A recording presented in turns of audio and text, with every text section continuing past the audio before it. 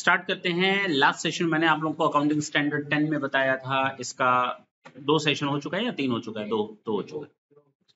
This is our third session. इसमें हम लोगों को पढ़ना है प्रॉपर्टी, प्लांट एंड इक्विपमेंट। जो अब तक मैंने बताया एक बार मैं बता दूं कि सबसे पहले पीपीई होता क्या है। पीपीई यानी कि प्रॉपर्टी, प्लांट, इक्विपमेंट, जिसको हम कॉमनली एसेट का नाम देंगे, ठीक है ना।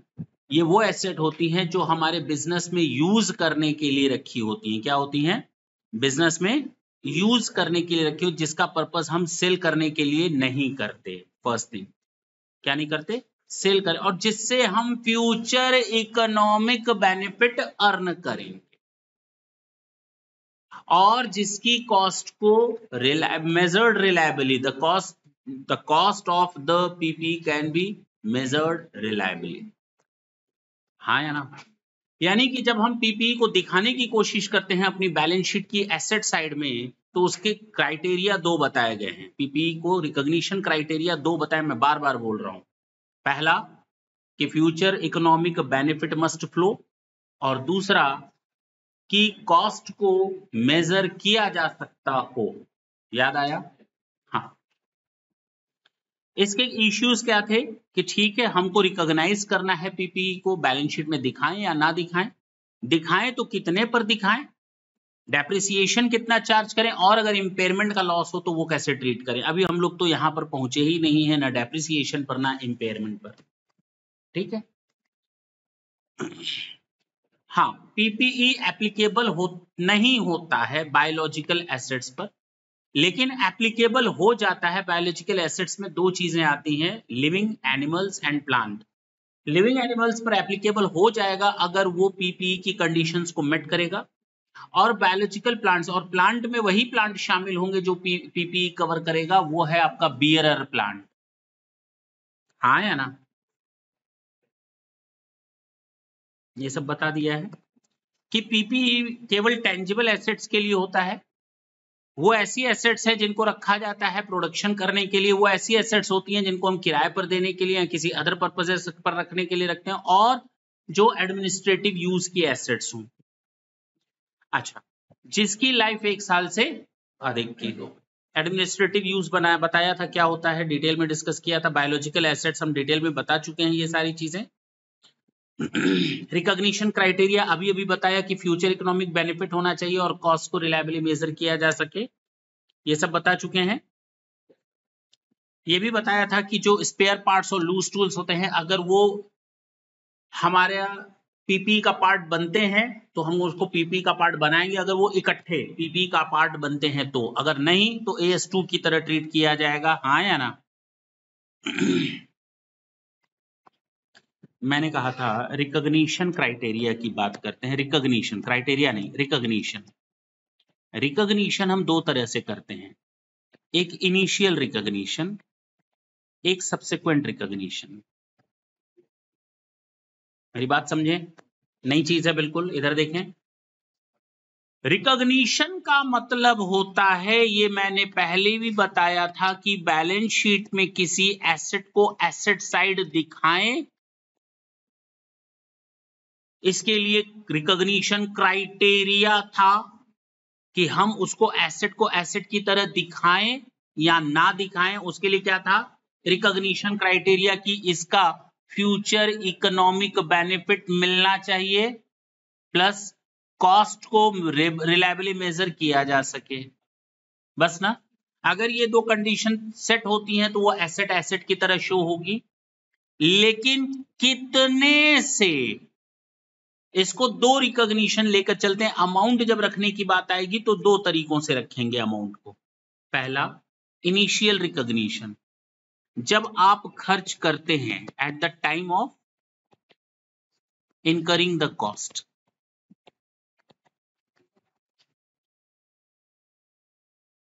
यानी मान लो 15 अगस्त को मैंने कोई प्रॉपर्टी खरीदी, तो 15 अगस्त को हम रिकॉग्नाइज करेंगे नहीं करेंगे? करेंगे। और सब्सिक्वेंट का मतलब होता है eight the time of the balance sheet, eight the time of the balance sheet.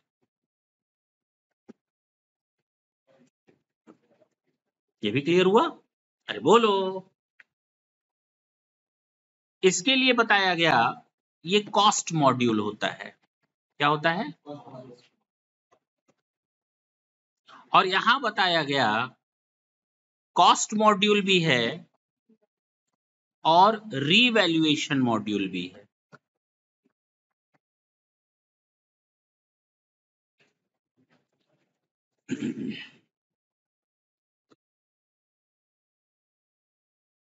जब हम खर्च करेंगे तो कॉस्ट मॉड्यूल के हिसाब से उसको बुक्स में दिखा देंगे।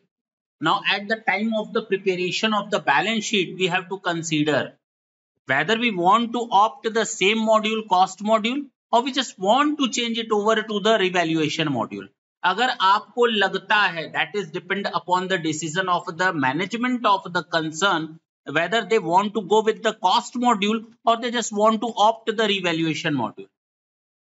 There is no any mandatory requirement to go with the revaluation module. If the concern want to opt then they can go.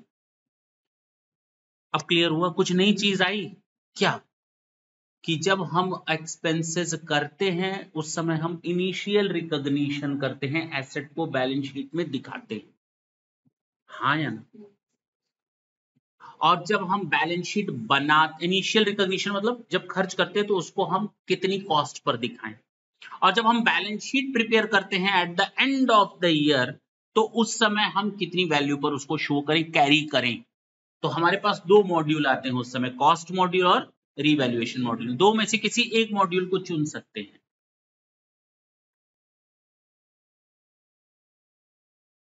जब हम इनिशियल रिकॉग्निशन की बात करते हैं, सुन लें इधर, बहुत इंपॉर्टेंट चीज है, या तो हम एसेट परचेज्ड करते हैं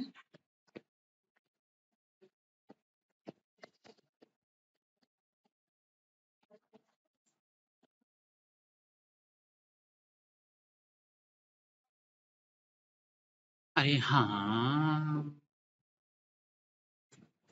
या फिर एसेट हम सेल्फ कंस्ट्रक्टेड एसेट होती हैं, हम एसेट को खुद बनाएंगे। हम एसेट लिख रहे हैं कॉमनली, अदरवाइज लिखना चाहिए परचेज्ड पीपीई या acquired PPE, self constructed PPE. लेकिन हम तुम लोग को समझाने के लिए शॉर्टकट में एसेट वर्ड यूज करें, कोई बुराई तो नहीं है ना? आया ना?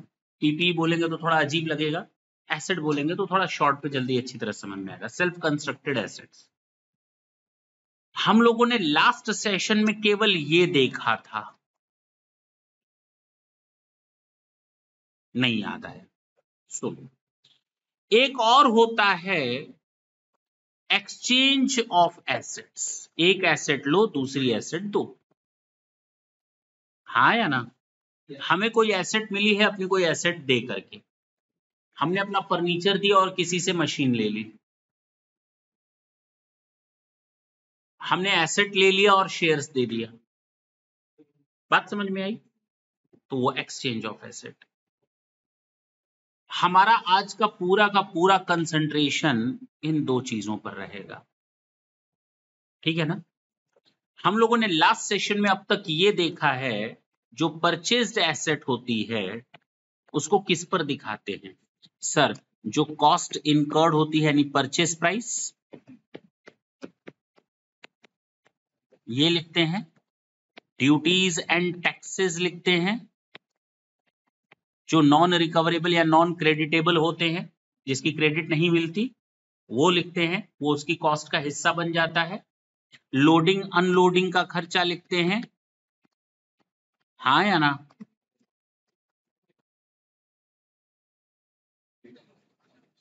फ्रेट वगैरह आ गया इसी में, चलो फ्रेट एंड कार्टेज जो होता है वो लिख देते हैं।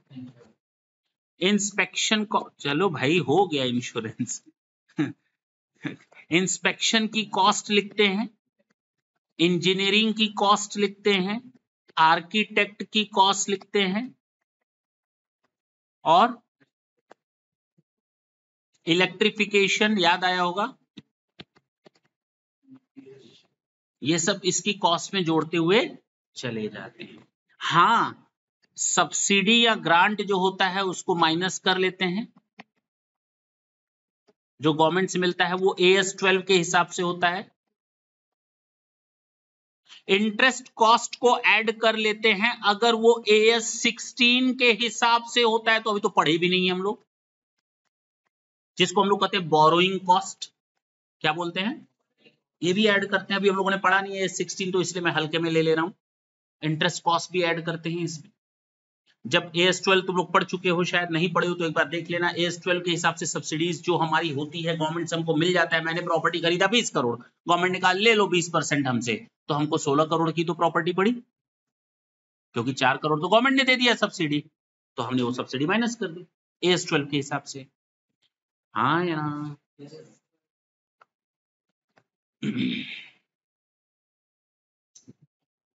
अगर याद हो तो लास्ट सेशन में जाते जाते मैंने आपको कहा था डीकमीशनिंग,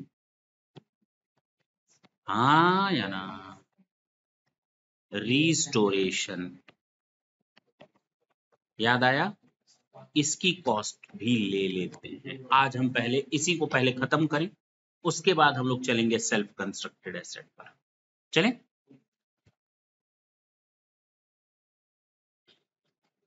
अच्छा, इसमें हम लोगों ने एक और चीज ऐड की थी, देखो छूट जाता, ट्रायल रन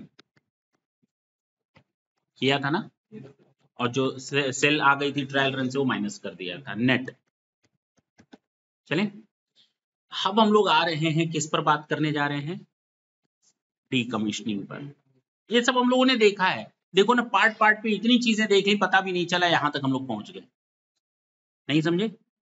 अब इसके बाद जब ये खत्म हो जाएगा तो हम लोग चलेंगे किस पर? सेल्फ कंस्ट्रक्टेड, वो बहुत आसानी के साथ हो जाएगा। पहले बात करते हैं डीकमीशनिंग की।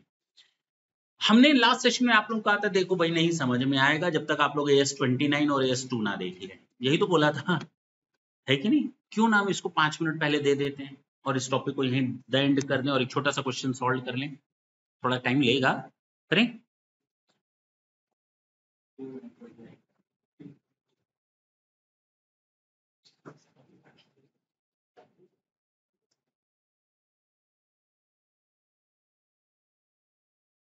ये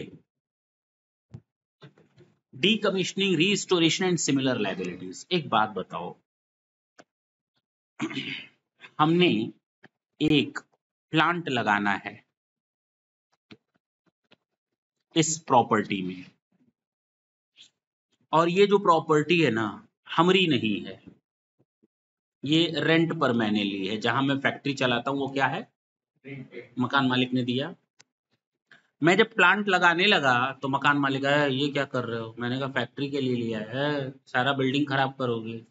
मैंने कहा अरे करना तो पड़ेगा, नहीं तो बिजनेस कैसे चला पाएंगे? तो उसने कहा देखो भाई 3 साल के लिए मैंने आपको या 5 साल के लिए प्रॉपर्टी दी है, जब जाना तो वैसे ही करके जाना जैसे तुम ले रहे हो, ये नहीं कि प्लांट उखाड़ा और चलते बने, दीवारें खराब तोड़ फोड़ करके चले जाओ। हमें अपनी प्रॉपर्टी उसी वे में चाहिए जिस वे में हम आज आपको दे रहे हैं। कोई भी होगा यही कहेगा कि हम आपको अपनी प्रॉपर्टी दे रहे हैं, प्लांट लगा रहे हो ठीक है, फैक्ट्री चलाओ, लेकिन at the time of living the property, vacating the property, you have to restore it in the same way as you are going to get it right now।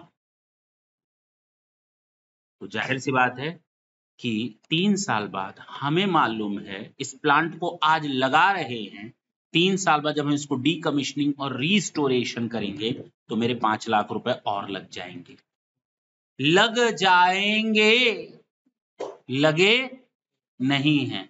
इस प्लांट को आज हम लगा रहे हैं 20 करोड़ में, चलो ज्यादा लग रहा है ना, 20 लाख में, 20 लाख में इस प्लांट को कितने में लगा रहे हैं? 20 लाख में। और जब हम 5 साल बाद या 3 साल बाद according to the terms and agreement हम जब प्रॉपर्टी छोड़ेंगे तो हमको कितना और लगाना पड़ेगा? इसी को डिसमेंटल करने में, डीकमीशनिंग करने में और रीस्टोरेशन करने में हमको 5 लाख रुपए और लगेगा, लगेगा। किस पर? प्लांट पर, प्लांट पर। तो अब हमें ये बताओ क्या ये 5 लाख रुपए हम इसकी कॉस्ट में आज जोड़ दें?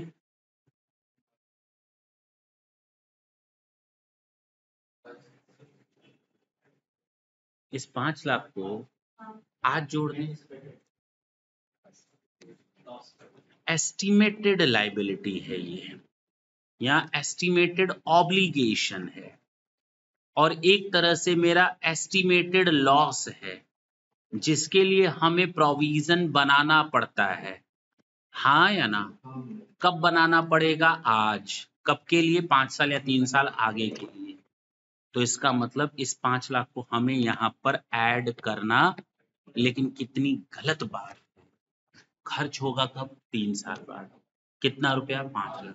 पूरा 5 लाख जोड़ दें? नहीं, हर साल पैसे की वैल्यू घटती या बढ़ती है, जिसको हम इन्फ्लेशन और डिफ्लेशन कहते हैं। फिलहाल ये तो तय है ना, 5 लाख जाएगा, तो हम इसको प्रेजेंट वैल्यू में कन्वर्ट करेंगे। किस में कन्वर्ट करेंगे? 5 लाख को यहां लिखेंगे किस वैल्यू पर? प्रेजेंट वैल्यू पर। क्या बात, प्रेजेंट वैल्यू पर। हो सकता है आज की डेट में इसकी वैल्यू केवल 4 लाख हो, तो इसको प्रेजेंट वैल्यू में कन्वर्ट करके आज 1 रुपया, तो 4 साल बाद वो 1.5 रुपए के बराबर होगा। हैं? 1.5 रुपए के बराबर होगा। आज का 1 रुपए 4 साल बाद 1.5 रुपए के बराबर होगा लगभग। ऐसा होता है क्या? हाँ, क्योंकि 1 रुपए में जो टॉफी खरीद रहे हैं 4 साल बाद 1.5 रुपए की मिलेगी। परचेसिंग पावर कम होती है। ये मत सोचना वैल्यू बढ़ गई, उल्टा वैल्यू रुपए की घट गई। वैल्यू रुपए की, क्योंकि जो सामान हम आज 1 रुपए में खरीद रहे हैं 4 साल बाद 1 रुपए में उससे कम सामान खरीदेंगे। हाँ या ना? तो हम उसको प्रेजेंट वैल्यू पर लिखेंगे, यानी कि जो चीज आज 4 लाख में हो सकता है 3 साल बाद 5 लाख में हो। कैसे करेंगे वो अभी सीखेंगे, चिंता न करना। तो हम इसको प्रेजेंट वैल्यू पर रिकॉर्ड करेंगे, और ये मैं अपने मन से नहीं बोल रहा हूं, इसके लिए अकाउंटिंग स्टैंडर्ड 29 ने जो provisions and contingent asset and liabilities के बारे में पूरा अकाउंटिंग स्टैंडर्ड है वो बोलता है। वो क्या बोलता है अकाउंटिंग स्टैंडर्ड 9? जरा ये 3 लाइनें पढ़ लेते हैं।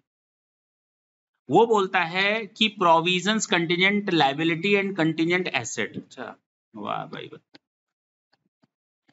The amount of a provision should not be discounted to its present value। और हम तो उल्टा बोल दिए भाई, इसमें लिखा है the amount of a provision should not be discounted at present value। उसको प्रेजेंट वैल्यू पर मत लाओ, लेकिन ले आओ केवल एक केस में। ये कौन बोलता है? 29 बोल रहा है। तो जब 29 पढ़ोगे तो ये लाइन 3 लाइनें पढ़ोगे। वो बोलता है कि हाँ, प्रेजेंट वैल्यू में कन्वर्ट करो केवल और केवल decommissioning, restoration and similar liabilities that are recognized as cost of the property, plant and equipment। ये कहानी तुम लोग वहां पढ़ोगे। लास्ट सेशन में मैंने ये नहीं बताया, मैंने कहा था नहीं समझ में आएगा। बात समझ में आई? तो हम इसको प्रेजेंट वैल्यू में किसी और को कन्वर्ट नहीं करेंगे। If there is a futuristic loss, yes, we can treat it as an expenses in today's term. 5 lakh का खर्च होगा 4 साल बाद, we know very well, yes, we will write it off right now as an expenses, we will make the provisions. But if we talk about the decommissioning cost relating to the property, plant and equipment which will be incurred after 3 or 5 years as a decommissioning or restoration, then it must be converted into the present value। और यहां पर देखो मैंने word use किया था estimate. इसी estimate को हमें कन्वर्ट करना पड़ता है प्रेजेंट वैल्यू में। हम जो 3 साल बाद 5 लाख रुपए खर्च करने का सोच रहे हैं ना, उसको आज की डेट में कन्वर्ट करो, फिर उसको जोड़ो। कहां जोड़ो? अरे अभी तो बताया थोड़ी देर पहले, यहां जोड़ो। ये प्रॉपर्टी, प्लांट एंड इक्विपमेंट में जोड़ो। क्या जोड़ो? प्रेजेंट वैल्यू जोड़ो। किसका? एस्टीमेट ऑब्लिगेशन का। अब बात समझ में आई? अब क्लियर हुआ? कन्वर्ट करने का तरीका बता दें।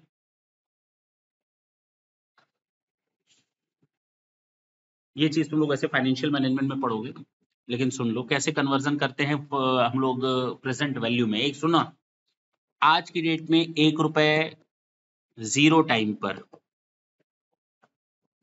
इसकी प्रेजेंट वैल्यू 1 रुपए ही होगी। आज की डेट में 1 रुपए की वैल्यू 1 रुपए होगी, कल सुबह जब आओगे तो उस समय 1 रुपए की वैल्यू 1 रुपए होगी।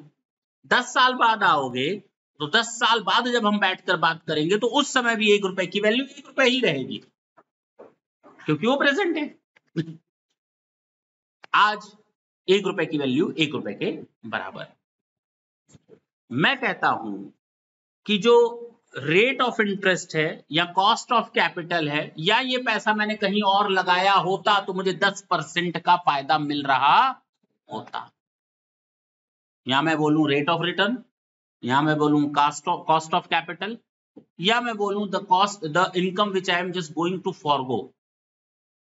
अगर मैं 10 रुपए अपनी जेब में रख रहा हूं तो मेरी इनकम कुछ कम हो रही है ना, या 1 रुपए जेब में रख रहा हूं तो इसका मतलब मेरी कुछ इनकम जा रही है, क्योंकि कैश इटसेल्फ कुछ कमा करके नहीं देखा। मेरी जेब में आज 100 रुपए है, कल सुबह उठूंगा तो 100 ही रुपए मिलेगा, 105 थोड़ी हो जाएगा। बात समझे? तो कहने का मतलब प्रेजेंट टाइम पे 1 रुपए की वैल्यू 1 रुपए होती है और रुपए को कमाने के लिए मार्केट में इन्वेस्ट करना पड़ता है। अदरवाइज जेब में रखेंगे तो उसकी कॉस्ट है, पहली बात। दूसरी बात, अगर हम मान लेते हैं कि 10% हम लेकर चलते हैं, क्या लेते हैं कि हम 10% कमा सकते हैं, तो 1 रुपया 1 साल बाद कितने के बराबर होगा? इसको हम कहते हैं फ्यूचर वैल्यू। जिसने हायर परचेस पढ़ा होगा उसको समझ में आ रहा होगा। इसको आप कहते हैं फ्यूचर वैल्यू। 1 रुपया 1 साल बाद कितने के बराबर हो गया? यानी जो चीज आप 1 रुपए में आज खरीद सकते हो उतनी ही चीज खरीदने के लिए आपको 1 साल बाद 1 रुपया 10 पैसे जेब से निकालने पड़ेंगे। अरे बोलो, पक्की बात है?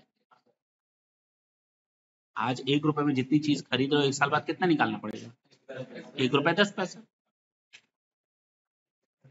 अगर 1 रुपए में जो चीज आज आप खरीद ले रहे हो 2 साल बाद कितना रुपया जेब से निकालना पड़ेगा? क्योंकि 10% और महंगाई बढ़ गई होगी। 1 रुपए जो आज की डेट में है 1 रुपए, 3 साल बाद आपको कितना रुपया जेब से निकालना पड़ेगा उस 1 रुपए के बराबर के लिए? 1.33, क्योंकि 10% हम ऐड करते जा रहे हैं। 1 रुपए में 10% ऐड किया, 1 रुपए 10 पैसे में 10% ऐड किया, 1 रुपए 21 पैसे में मैंने 10% ऐड किया। बात समझ में आ रही है?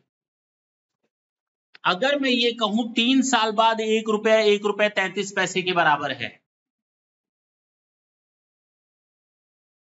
3 साल बाद का जो 1 रुपए 33 पैसा आपको मिलेगा वो आज के 1 रुपए के बराबर है। यानी आज हमको कोई 1 रुपए दे दे या 3 साल बाद 1 रुपए 33 पैसा दे, मेरे लिए दोनों बराबर है।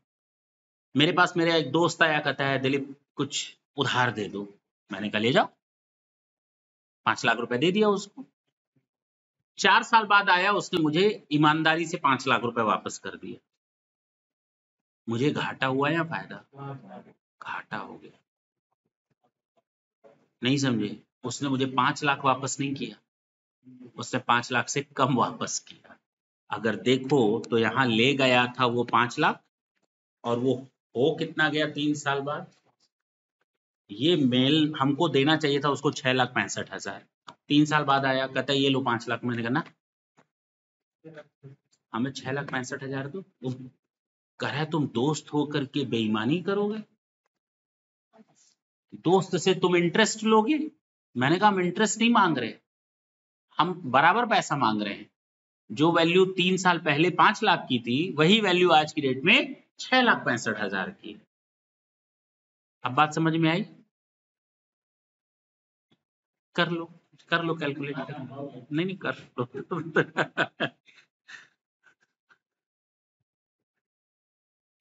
ठीक है ना? ये सिस्टम है। यानी 3 साल बाद हमको कोई 6,65,000 दे या आज की डेट में हमको कोई 5 लाख दे दे, मेरे लिए दोनों बात बराबर है। अरे बोलो ना। अच्छा, हमारा 3 साल बाद कितना खर्च हो रहा था अभी रिपेयर एंड उस पर डीकमीशनिंग पर? 5 लाख। मैंने बोला ना 5 लाख खर्च हो रहा है। चलो उसको कन्वर्ट करके बताओ आज की डेट में कितना होता। 3 साल बाद ये 1 रुपए 33 पैसा बराबर है, 3 साल बाद का 1 रुपए 33 पैसा आज के 1 रुपए के बराबर है। तो 3 साल बाद का 5 लाख रुपए आज के कितने के बराबर होगा भाई?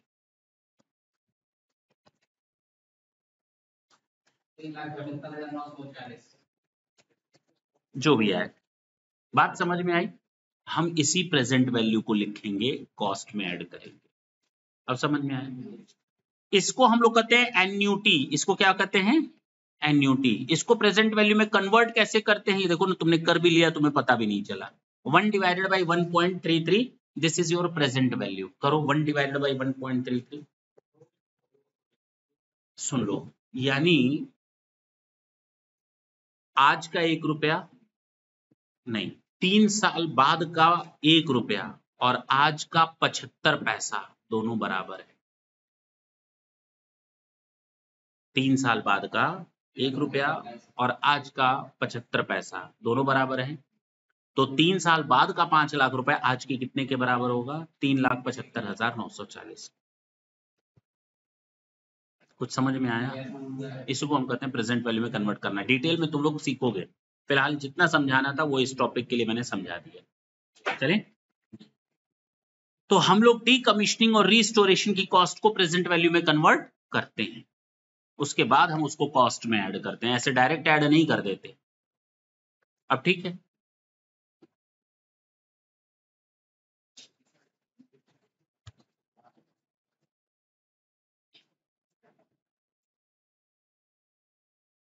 क्वेश्चन करोगे तुम लोग। 1 अप्रैल 2022 को Vishnu limited installed a machinery in the rented premises at a cost of 25 lakh. Whole life is 3 years and the rental agreement के हिसाब से machine should be decommissioned and the building should be brought into the original position. अब समझ में आई? The company should incur 4 lakh at the end of the 3 years and the cost of borrowing is 10%।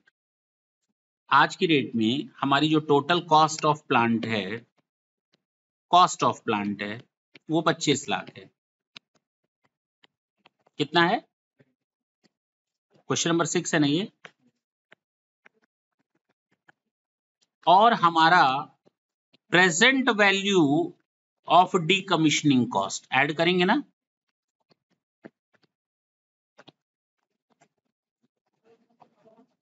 कितना मालूम नहीं।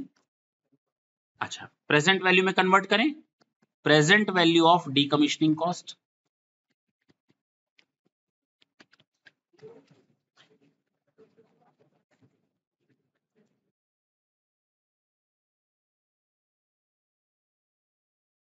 खर्चा कितना लगेगा? 3 साल, 3 साल 5 साल, 3 साल के लिए कितना लग रहा है?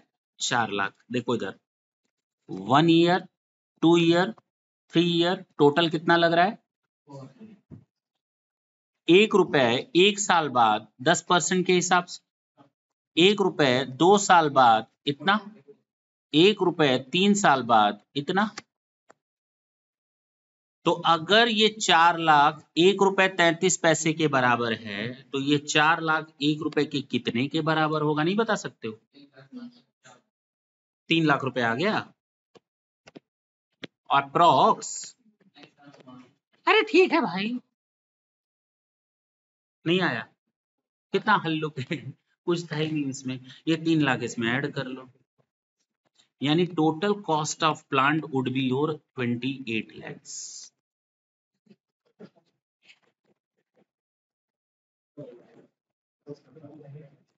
नहीं समझ में आया हो? ये प्रेजेंट वैल्यू कन्वर्ट करने का तरीका। या ये कह सकते हो, सुन लो, 1 divided by 1.10, 0.91, soon low 0.91, 1 divided by 1.21,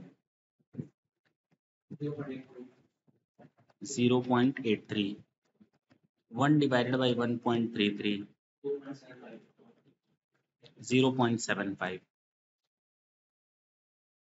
इसको और तरीके से लिख सकते थे, यानी सीधे तुम लोग 4 लाख से मल्टीप्लाई करो, देखो आ गया 3 लाख। हाँ या ना? दूसरा तरीका भी था, 1 डिवाइडेड बाई 1.10, 1 डिवाइडेड बाई 1.10 का स्क्वायर, 1 डिवाइडेड बाई 1.10 का क्यूब। अब इतना फॉर्मूला दिमाग में रहने से अच्छा यही कर लो ना। काहे इतना टेंशन पालते हो? फार्मूला फार्मूला क्यों खेल रहे हो? नहीं, फॉर्मूले को मारो गोली। नोट कर लो इसको।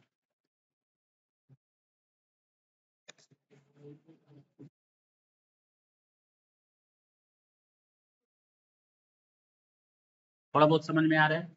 अच्छा, थोड़ा बहुत आ रहा है। हाँ मालूम।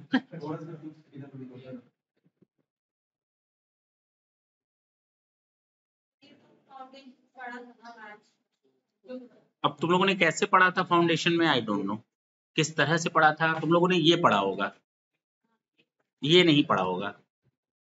ये फॉर्मूला तो इसी से निकला। बात खत्म। चल सकते हैं, बात नहीं।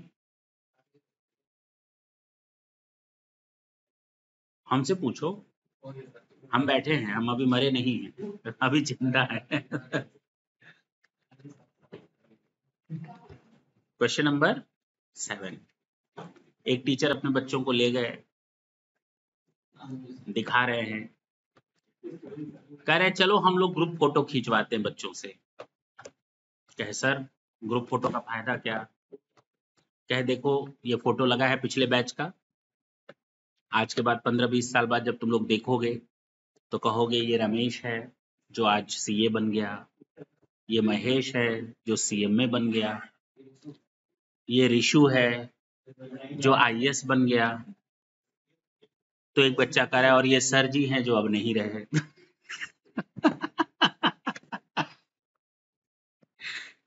सुनो इधर, समझ में आई बात? नहीं ये नहीं, ये 28 लाख वाली। पहला पॉइंट इज डन। दूसरे पॉइंट की बात करते हैं हम लोग। देखो ना हम लोग कहाँ से चले थे, पहला पॉइंट पूरी तरह से खत्म हो गया हम लोग का ये। अब इसमें कुछ भी नहीं बचा है। ऐसा नहीं खत्म हो गया, 1-2 पॉइंट आए होंगे बीच बीच में, चिंता न करना, लेकिन नॉर्मली ये हमारा पॉइंट डन डन डन। अब हम किसकी बात कर रहे हैं? Again a most important point, self constructed asset, और उसके बाद तो और अच्छा पॉइंट है एक्सचेंज ऑफ एसेट। हमने कहा ये दो चीजें आज हम लोग को करनी। सेल्फ कंस्ट्रक्टेड एसेट क्या होती है? एक बिल्डिंग थी, मुझे खुद बनानी है, तो मेरे लिए एसेट है ना वो, पीपीई है ना, प्रॉपर्टी प्लांट एंड इक्विपमेंट है ना। मैं बिल्डिंग बनी बनाई खरीदूं तो मेरे लिए प्रॉपर्टी है, खुद बनाऊं तो प्रॉपर्टी नहीं है क्या? है। लेकिन जब हम खुद बनाएंगे तो हमें जमीन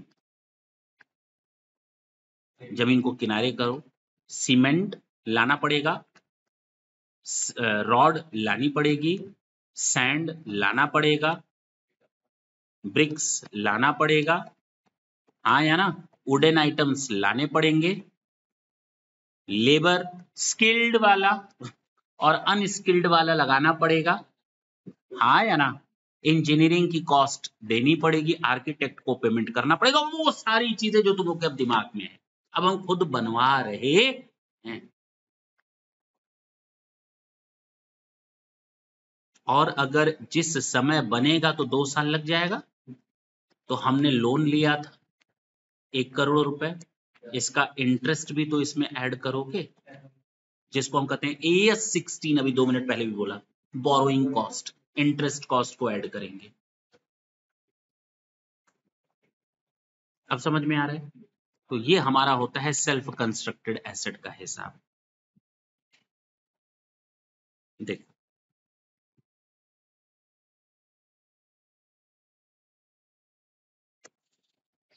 material, labour, fix cost, variable cost, directly attributable item, restoration, वही वाला बोरोइंग कॉस्ट, सब आ जाएगा मिला करके कॉस्ट ऑफ एसेट। क्या दिक्कत थी इसमें भाई? कौन सा नया पॉइंट बता दिया मैंने सेल्फ कंस्ट्रक्टेड में? कुछ भी नहीं हुआ, नया नहीं बताया, यही है आपका। If an enterprise makes a similar asset for sale in the normal course of business, the cost of the asset is usually the same as the cost of constructing of the asset for sale. Therefore, any internal profits are eliminated. यानी cost per ही लेकर चलेंगे। अगर हम खुद बना रहे हैं, market से खरीदते तो हो सकता है सामने वाले को हम कॉस्ट भी देते और कुछ प्रॉफिट भी देते, लेकिन मेरे लिए कॉस्ट कितनी? जितनी जेब से जा रही। खुद बना रहे हैं तो प्रॉफिट नहीं देना पड़ रहा, तो क्या प्रॉफिट जोड़ रहे हैं? नहीं, जितना जेब से जाएगा वही आपकी कॉस्ट। अब बात समझ में आ रही है? कॉस्ट ऑफ एबनॉर्मल ठीक है, ये सब देख चुके हो। AS 16 के हिसाब से इंटरेस्ट की कॉस्ट और सारी चीजें हो गई हैं। प्रेजेंट लोकेशन एंड कंडीशन तक लाने के लिए जितना भी खर्चा होगा वो ऐड करेंगे। एक बार एसेट अगर प्रेजेंट लोकेशन और कंडीशन में आ गई, रनिंग कंडीशन में आ गई, तो उसके बाद उसके ऊपर किए गए खर्चे शामिल, चाहे इनॉग्रेशन कॉस्ट हो, चाहे एडवर्टीजमेंट कॉस्ट हो, चाहे आप डिस्काउंट दे देते हो। याद आया होगा सॉफ्ट नाम से मैंने अम्यूजमेंट पार्क का बताया था, एक क्वेश्चन करवाया था। हो गया, ये सब हो गया, कुछ भी नहीं बचा। हमने कहा इनिशियल रिकॉग्निशन एंड मेजरमेंट। अभी हम इनिशियल रिकॉग्निशन की बात कर रहे हैं, सब्सिक्वेंट रिकॉग्निशन की तो बात ही नहीं कर रहे हैं। सब्सिक्वेंट रिकॉग्निशन मतलब कि जब हम बैलेंस शीट बनाते हैं तब की बात ही नहीं कर रहे। अभी हम केवल बात कर रहे हैं जब हमारी जेब से पैसा जा रहा है। अब जा रहा है तो खरीदा है, सेल्फ कंस्ट्रक्ट किया है या एक्सचेंज। अब तीसरा पॉइंट क्या बचा? एक्सचेंज। नया पॉइंट स्टार्ट करें, बोलो। हाँ, और क्या जबरदस्ती कुछ बढ़ा है? सेल्फ कंस्ट्रक्टेड के बाद आता है एक्सचेंज।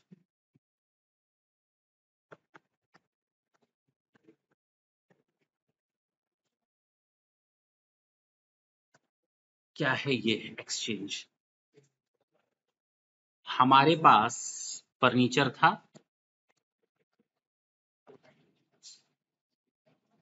पुराना, हमको चाहिए मशीन, हमने मशीन ली और फर्नीचर दे दिए। मशीन को कितने रुपए पर दिखाएं? है ना प्रॉब्लम? एसेट तो आ गई, कितने रुपए पर दिखाएं? दिखाना तो पड़ेगा, कितने रुपए पर। इसी को कहते हैं एक्सचेंज ऑफ एसेट। हमें ये देखना पड़ेगा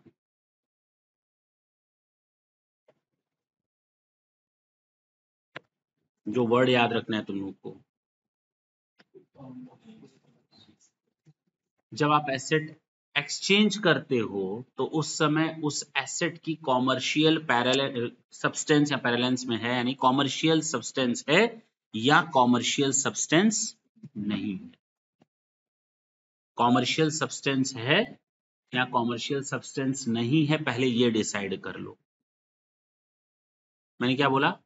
जब एसेट को एक्सचेंज करते हैं, मोबाइल देना, अपना अपना मोबाइल दो, दो मत। तो कहने का मतलब मेरा मोबाइल लो, अपना दो, मेरा मोबाइल लो, अपना दो। इसको हम कहते हैं क्या इस ट्रांजैक्शन में कोई कॉमर्शियल सब्सटेंस है या नहीं है। अब कॉमर्शियल सब्सटेंस का मतलब तो पता हो तब तो हम आगे बात करें। 2 मिनट के लिए मान लेते हैं कॉमर्शियल सब्सटेंस है, 2 मिनट के लिए मान लेते हैं कॉमर्शियल सब्सटेंस है। तो कहा गया तब हम फेयर वैल्यू पर एसेट को रिकॉर्ड करेंगे। किस पर? तो जो मेरी जेब से एसेट जा रही है, वैसे पैसा जाता, पैसा नहीं जा रहा, एसेट जा रही है, तो मेरी ओर से पैसा ही तो गया एक तरह से। तो अगर जाने वाली चीज का फेयर वैल्यू निकाल लो तो वो आने वाली एसेट की कॉस्ट है। कितना सिंपल है। अरे मेरी जेब से क्या जा रहा होता? पैसा। अब पैसा नहीं जा रहा, उसके बदले क्या जा रहा है? कोई एसेट। देखो स्वैप हो गया, एसेट जा रही है। तो जब एसेट जा रही है तो इसकी अगर फेयर वैल्यू निकाल सकते हो तो उसको निकाल लो। अगर इसकी फेयर वैल्यू नहीं निकाल सकते तो जो उधर से आ रही है एसेट, उसकी फेयर वैल्यू निकाल सकते हो क्या? जो जाने वाली एसेट है उसकी fair value is not possible to have, means not possible to calculate. Then in that case the asset which you are going to acquire, if it is possible to have the fair value of that asset, then yes, that particular value. पहले हम किसका promote करेंगे? जो जाने वाली है, नहीं निकल पा रहा है तो आने वाले। लेकिन कहा किसी एक को फॉलो करो जिसको तुम अच्छी तरह से मेजर कर सकते हो। क्लियर?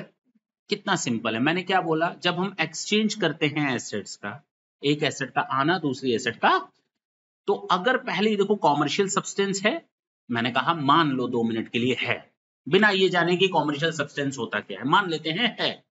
और अगर कॉमर्शियल सब्सटेंस है तो जो एसेट जा रही है उसकी फेयर वैल्यू, नहीं निकाल पा रहे तो जो एसेट आ रही है उसकी फेयर वैल्यू, जो दोनों में से अच्छी तरह से कैलकुलेट कर सको। कितना सिंपल है। लेकिन अगर कॉमर्शियल सब्सटेंस नहीं है तो बस अभी क्वेश्चन करवाएंगे, तो एक ही चीज याद रखना, जो आने वाली एसेट है, प्रॉब्लम क्या है? कि जो एसेट आ रही है उसकी वैल्यू कितनी रखें, बस ना, इसकी वैल्यू को रख दें तो झंझट खत्म हो गया ना, तो बात खत्म। कहा गया जब कॉमर्शियल सब्सटेंस नहीं है तो कहा गया PPE should be measured at the value of the asset which is given up. जो मान लो ये मैं मोबाइल तुमको दे रहा हूं और ये मोबाइल हमारी बुक वैल्यू में है, यहां पर बुक वैल्यू 10,000 लिखा है, कितना लिखा है 10,000। ना तो हम इसका कॉमर्शियल फेयर वैल्यू निकाल पा रहे हैं न इसका, क्योंकि कॉमर्शियल सब्सटेंस है ही नहीं। तो भले ही आपके पास एसेट 15,000 की आ रही हो, भले ही 8,000 की आ रहे हो, भले ही, कोई फर्क नहीं पड़ता। जो बुक वैल्यू है यही इस मशीन की वैल्यू मान ली जाएगी जो ऑलरेडी रिकॉर्डेड है आपकी बुक्स, क्योंकि आप कॉमर्शियल सब्सटेंस नहीं निकाल पाते। तो अब हमारे सामने ये सवाल पैदा होता है कि कॉमर्शियल सब्सटेंस निकलता कैसे, मतलब क्या होता है उसका। फिर बोलूं एक बार, जब एसेट एक्सचेंज होती है तो हमें ये देखना है क्या उन एसेट्स का कॉमर्शियल सब्सटेंस है या नहीं है।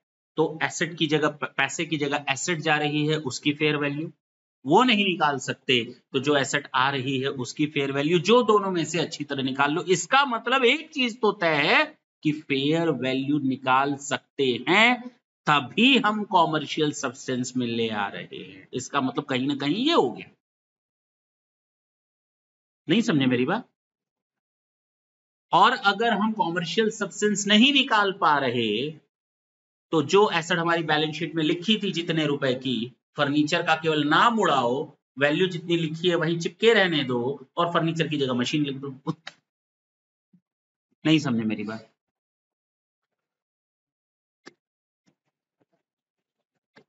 वाह भाई वाह, तुम लोग। हमारी बैलेंस शीट में यहाँ क्या लिखा है, 1,00,000 रुपए का, ये बुक वैल्यू है डेप्रिसिएशन वगैरह माइनस करने के बाद। मैं ये आपको दे रहा हूं, आपसे मैं ले रहा हूं मशीन, और इसकी कॉमर्शियल सब्सटेंस नहीं है।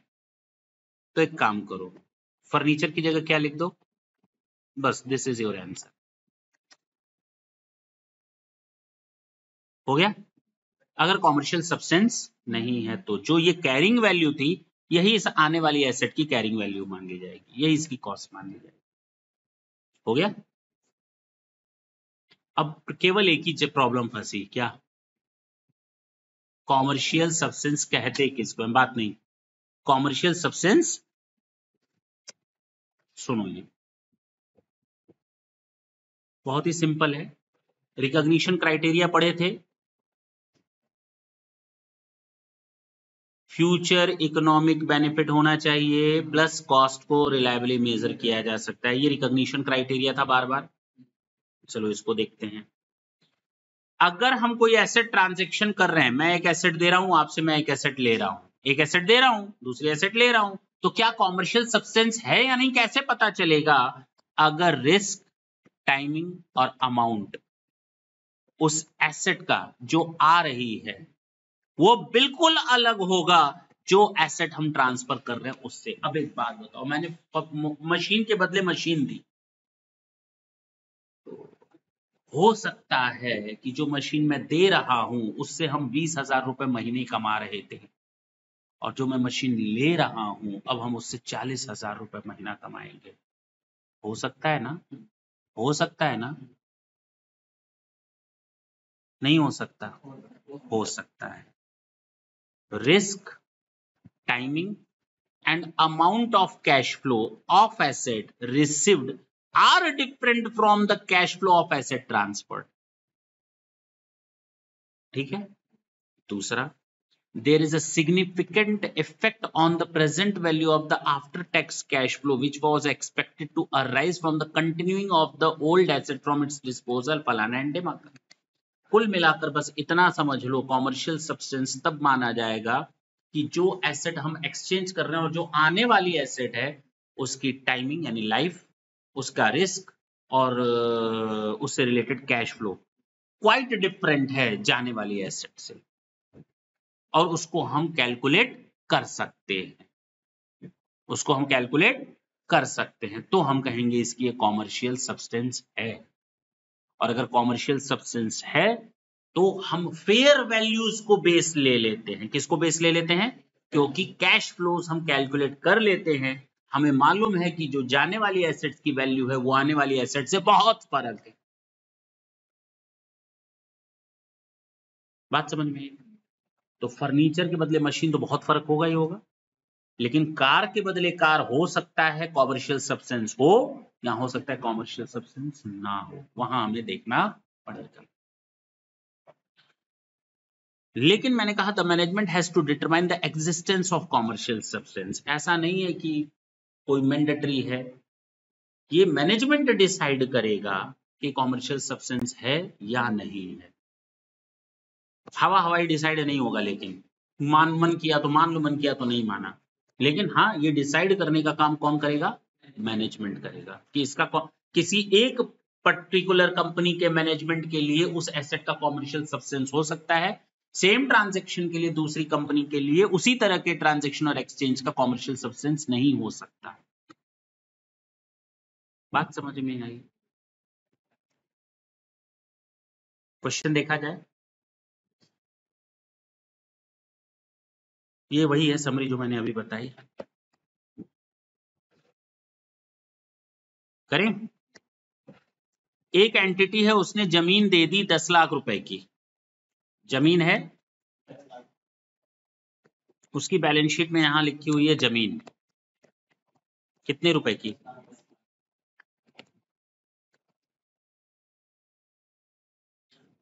For cash of 20 lakh and plant and machinery valued at 25 lakh. यानी इस 10 लाख को दे दिया और वहां से ले लिया कैश 20 लाख का और प्लांट ले लिया 25 लाख का। क्या लिखा है? 25 lakh. Plant valued at 25 lakh. What will be the measure of the transaction as commercial substance? ठीक है, कॉमर्शियल सब्सटेंस है, नहीं भी बोलता तो भी दिख रहा है। अब एक बात बताओ, कैसे इसको रिकॉर्ड करें बुक्स में? लैंड जा रहा है और हमको कैश और प्लांट मिल रहा है, इसका मतलब जमीन के जाने से हमको 35 लाख रुपए का फायदा हो गया।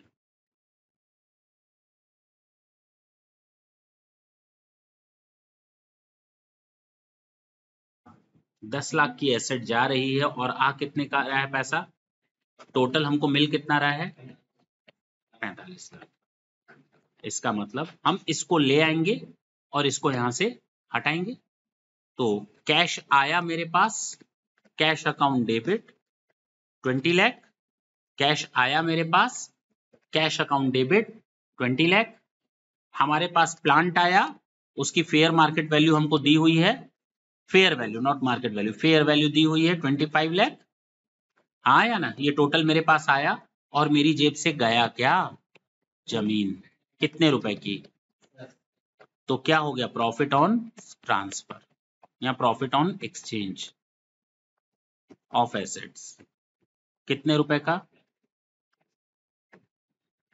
This is your answer, note कर लो।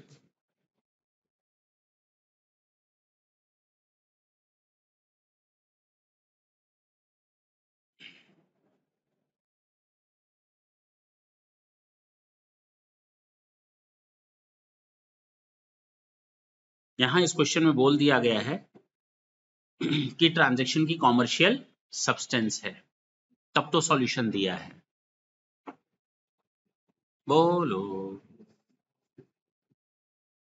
है तो यही है बाबू, काहे के लिए अलग से? लो कर लो, खुश रहो, इसको भी कर दे है कि नहीं? बात एक ही है, कर लो कर लो।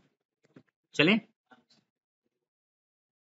क्वेश्चन नंबर 8, ढंग से सुनेंगे। एंटिटी ए ने एक्सचेंज किया है कार, बुक वैल्यू है 13 लाख और उसकी फेयर वैल्यू है 13,25,000। अब जरा ढंग से देखो, मेरे पास थी कार कितने रुपए की? ये मेरी बैलेंस शीट में दिख रही है। अच्छा, and the fair value of 13,25,000 for cash of 15,000। तो हमारे यहां से ये गई, इसके बदले क्या आ गया? कैश।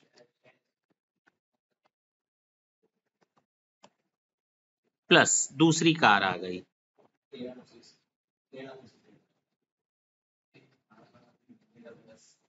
1310 का,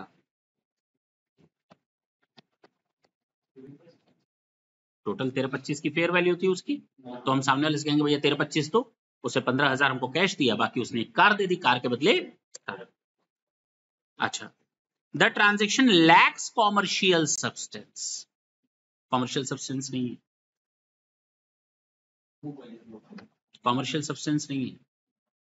तो इसका मतलब ये हुआ कि हमको यहाँ काट करके क्या लिखना है, कार, टोटल वैल्यू कितनी रखनी है, सुन लो सुन लो सुन लो सुन लो सुन लो सुन लो सुन लो सुन लो, और वहां से कैश कितना मिल रहा है, तो जाहिर सी बात है अब यहाँ कितना लिख दें,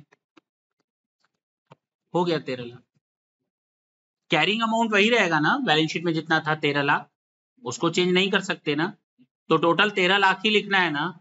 तो अगर कैश आया है 15,000 तो बाकी कार लिख देंगे 1250 से, अगर कॉमर्शियल सब्सटेंस नहीं है तो। नहीं समझ में आया, ये कार थी कितने रुपए की, हमारे पास क्या आ रहा है कितने रुपए का, और हमारे पास क्या आ रही है 13,10,000 का। कॉमर्शियल सब्सटेंस नहीं है, बोल दिया क्वेश्चन में, तो जाहिर सी बात है क्या कॉमर्शियल सब्सटेंस नहीं है, तो इसका मतलब हमारा बैलेंस शीट में यहां पर टोटल 13 लाख ही रहना चाहिए, हाँ या ना। लेकिन मेरे पास अब आ रहा है कैश, तो इसका मतलब कार 12,85,000, ये न्यू और ये ओल्ड, ये चली जाएगी और ये 13 लाख के बदले 13 लाख रह जाएगा। Carrying amount shall be the same.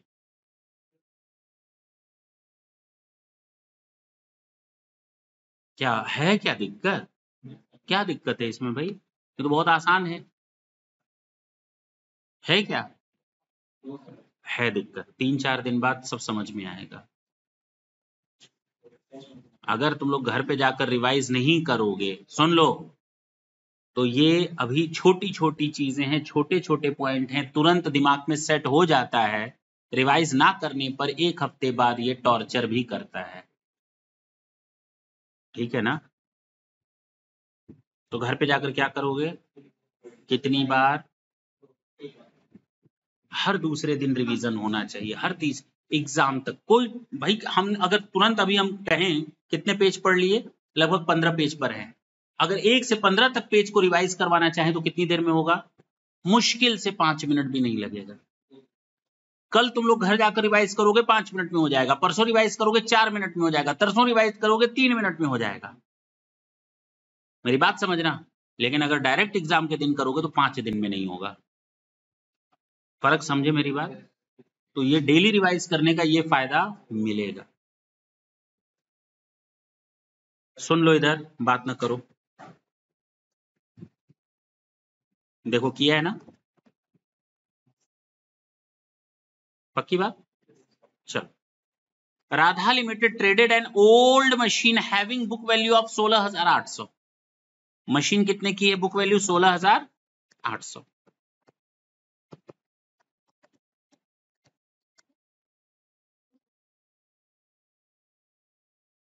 and paid cash of ₹6,000 for new machine.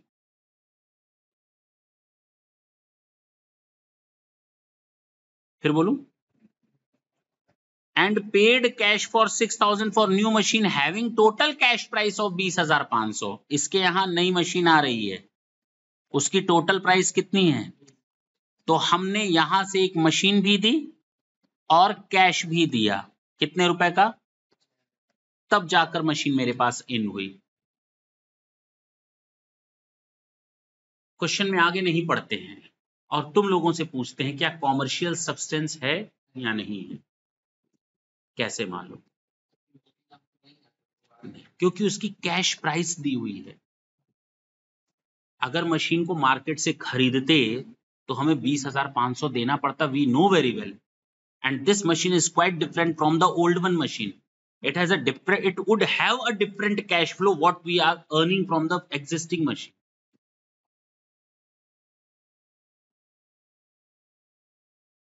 तो हम लोग क्या करेंगे, सुनना, 20,500 की नई मशीन आ रही है, 6,000 हमने उसका कैश दे दिया, तो इसका मतलब 14,500 हमने ओल्ड मशीन का एडजस्ट किया, ओल्ड मशीन एडजस्ट हुआ, हाँ या ना, यही तो हुआ मतलब। अरे 20,500 की मशीन थी, 6,000 हम कैश दे दिए, इसका मतलब 14,500 मैंने पुरानी मशीन उठा करके दे दी, लो भैया 14,500 की मशीन, जबकि वो मशीन मेरे बुक में कितने की लिखी थी, यानी लॉस हो गया। तो लॉस ऑन एडजस्टमेंट कितना हुआ, 2300 दिख रहा है ना, 16,800 की मशीन थी, 14,500 में एडजस्ट करवा दिया, यानी पुरानी मशीन पर नुकसान कितना हुआ, बात खत्म। अब जरा एंट्री कर लेते हैं, करें, न्यू मशीन आई, कितना ले गई, 20,500, जेब से क्या निकला, कितना, पुरानी मशीन निकल गई,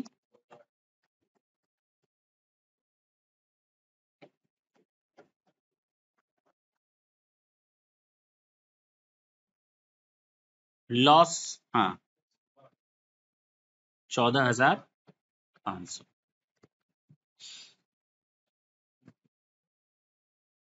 अरे बोलो, क्या करना चाहते हो, हम दूसरी एंट्री कर लेंगे, हमको गलत साबित करके दिखाओ। Loss on exchange account debit to machine old,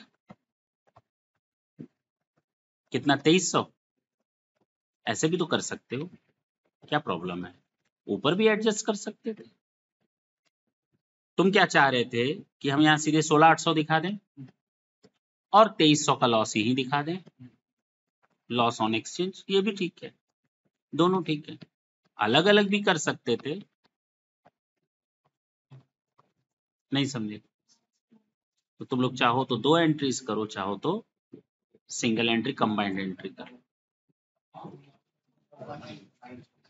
बात एक ही है, कंबाइंड कहो या कंपाउंड एंट्री कहो, इसको कंपाउंड एंट्री कहते हैं टेक्निकली, नॉर्मली लेमैन की लैंग्वेज में कंबाइंड एंट्री कहते हैं।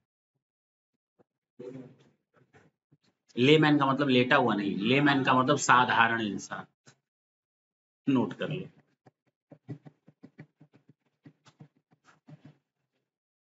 समझ में आया, एक लास्ट क्वेश्चन देखें, देखो इसने अलग अलग ही किया है कुछ,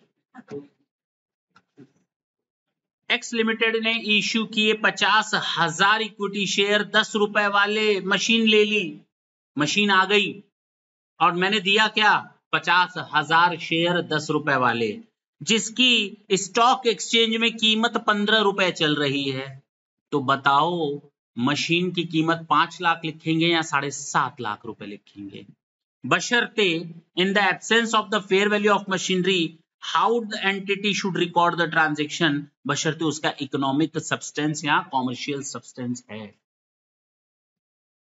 तो जब कॉमर्शियल सब्सटेंस होता है तो जाने वाली एसेट्स का, अगर आने वाली एसेट्स का फेयर वैल्यू ना हो या जाने वाली एसेट्स का ना हो, तो जिसको जल्दी अच्छी तरह से रिलायबली मेजर कर सको, आपके पास ऑप्शन है, आने वाली एसेट का नहीं है, जाने वाले का तो है, 15 रुपए का एक शेयर मार्केट में बिक रहा है, मैं 50,000 शेयर दे रहा हूं, इसका मतलब 7.5 लाख रुपए मेरी जेब से गए, इसका मतलब जो मशीन आ रही है उसकी कीमत 7.5 लाख रुपए है, तो machine account debit to equity share capital 5 lakh to security premium 2.5 lakh.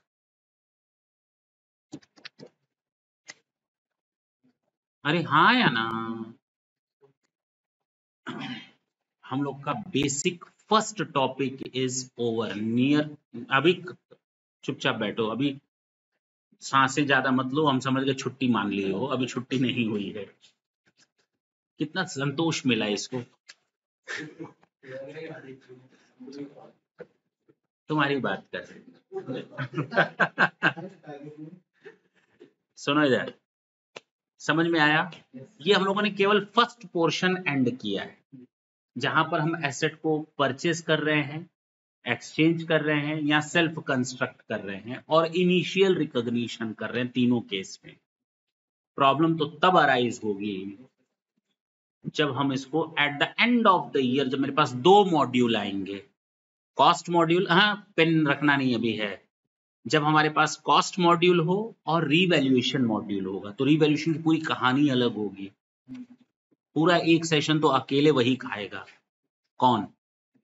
चलो अब एक छोटी सी चीज खा लेते हैं ये, ठीक, उसके बाद तुम लोग का आएगा ये नेक्स्ट सेशन से चलेगा। कहाँ गया, किधर गया ये, ठीक है, यहीं से चलो अगली बार यहीं से पढ़ा देंगे, ठीक, लेकिन आज इतना छोटा सा टॉपिक तो कर ही लो, है कि नहीं? क्या कहता है जरा ढंग से देखो, अगर डे टू डे खर्चे हैं तो सोचना क्या वो लॉस है मेरा, पीएल में जाएगा। Day to day routine expenses हो गए, मशीन आई, मशीन बनवा रहे हैं, मशीन का रेंट दे रहे हैं, अरे भैया वो रेगुलर खर्चे हैं, वो हमारा पीएल अकाउंट में जाएगा। ये तो कई बार बताया है, इसमें सोचने की क्या जरूरत है। जो डे टू डे या रूटीन एक्सपेंसेस होते हैं वो हमारे खर्चे होते हैं, यही तो बताया।